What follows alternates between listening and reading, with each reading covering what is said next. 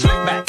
No, slick back. That's what I said. Slick back. No, nigga, I'm a pimp named Slick back. Pimp named Slick back. Pimp named Slick back. Nigga, are you deaf? I'm a pimp named Slick. Assalamualaikum warahmatullahi wabarakatuh. Halo, perkenalkan nama saya Nora Fadila dari kelas Ekonomi Syariah 4, Fakultas Ekonomi dan Bisnis Islam, Prodi Ekonomi Syariah. Baiklah, di sini saya akan memaparkan materi tentang instrumen peran pemerintah dalam kerangka ekonomi Islam, kebijakan fiskal dalam moneter syariah. Kebijakan fiskal dalam Islam. Kebijakan fiskal merupakan kebijakan yang dibuat oleh suatu pemerintah untuk dapat mengarahkan ekonomi suatu negara melalui pengeluaran dan pendapatan atau berupa pajak pemerintah. Kebijakan fiskal terdiri dari 3 kategori. Yang pertama, kebijakan yang menyangkut pembelian pengeluaran. Yang kedua, kebijakan yang menyangkut perpajakan. Yang ketiga, kebijakan yang menyangkut pembayaran transfer. Kebijakan fiskal di Indonesia diterapkan dalam wujud APBN yang dalam beberapa tahun terakhir selalu mengalami defisit. Kebijakan fiskal memiliki 2 prioritas,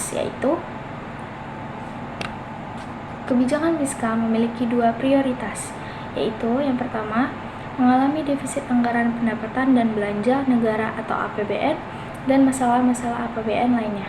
Yang kedua, mengolah stabilitas ekonomi makro, antara lain terkait dengan pertumbuhan ekonomi, tingkat inflasi, kesempatan kerja, dan neraca pembayaran.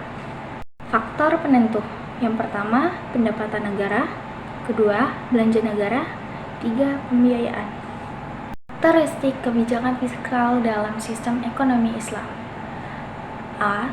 Pengeluaran negara dilakukan berdasarkan pendapatan sehingga jarang terjadi defisit anggaran.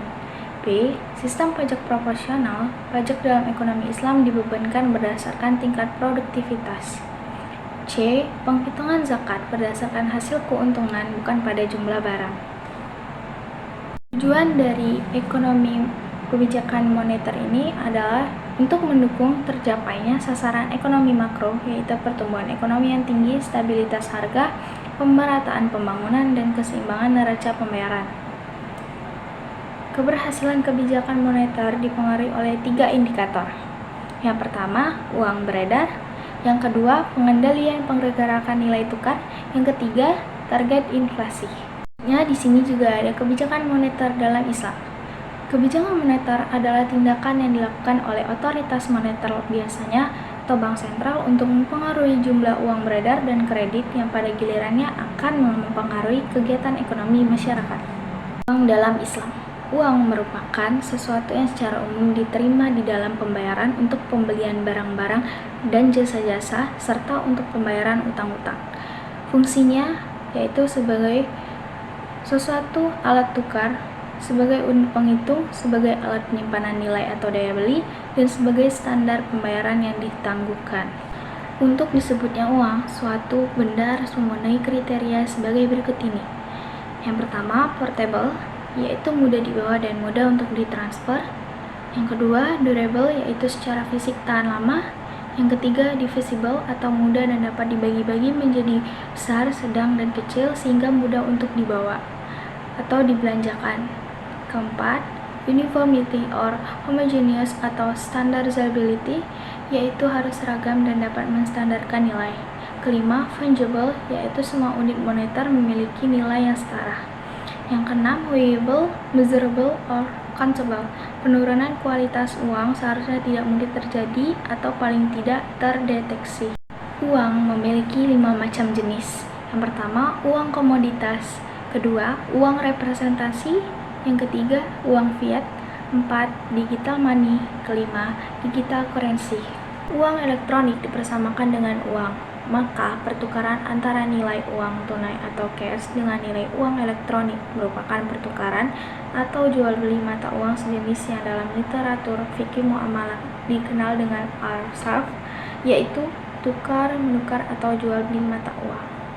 Tujuan kebijakan moneter Islam yang dijabarkan oleh Rifki Ismail tahun 2018. Yang pertama, stabilitas nilai uang. Yang kedua, kesejahteraan ekonomi optimal dengan pemenuhan lapangan kerja dan tingkat pertumbuhan ekonomi yang optimal. Sumber-sumber ekspansi moneter Islam. A. Pembiayaan defisit APBN. B. Ekspansi moneter karena fiat money creation via simpanan di perbankan. C. Surplus perdagangan internasional. Misi kebijakan moneter Islam. Ada sukuk sebagai instrumen fiskal dan moneter, sukuk sebagai instrumen fiskal, sukuk sebagai instrumen moneter. Baiklah, sekian paparan saya pada video kali ini. Terima kasih. Wassalamualaikum warahmatullahi wabarakatuh. Dadah.